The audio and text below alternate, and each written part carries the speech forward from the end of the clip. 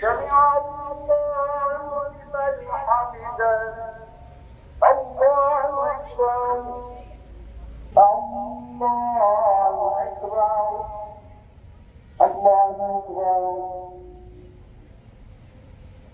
الله أكبر.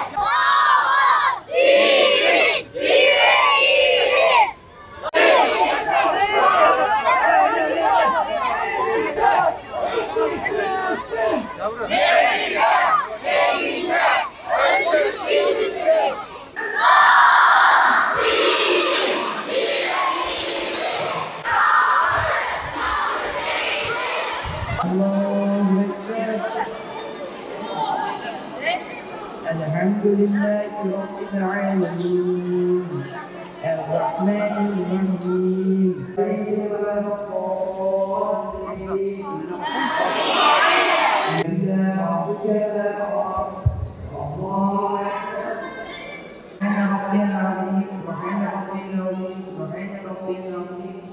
سمع الله لمن حمده ربنا لك الحمد الله أكبر.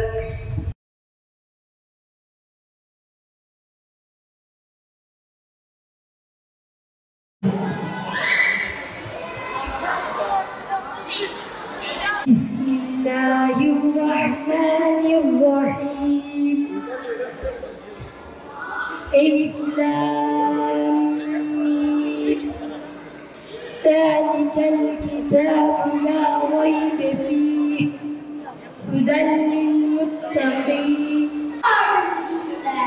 Bir çocuk gibiydi ve ağlıyordu. Darın eşliğine alnını koydu. Sanki piller altı rengi kaynıyordu. Gözlerim yollarda bekler dururdu. Nerede kardeşlerim diyordu bilsen. Hiç kıblemiz benim onun efendim. Unuttu mu bunu acaba herkes?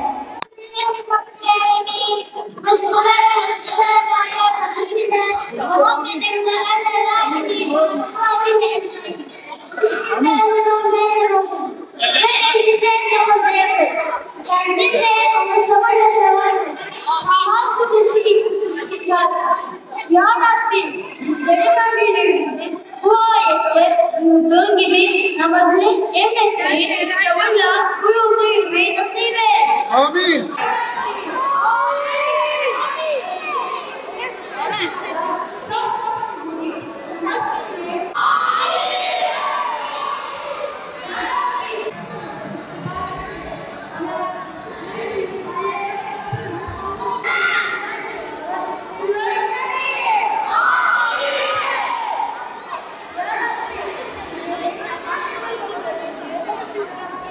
İslam'ın bizden ilk istediği şey ise çocuklar için namazdır.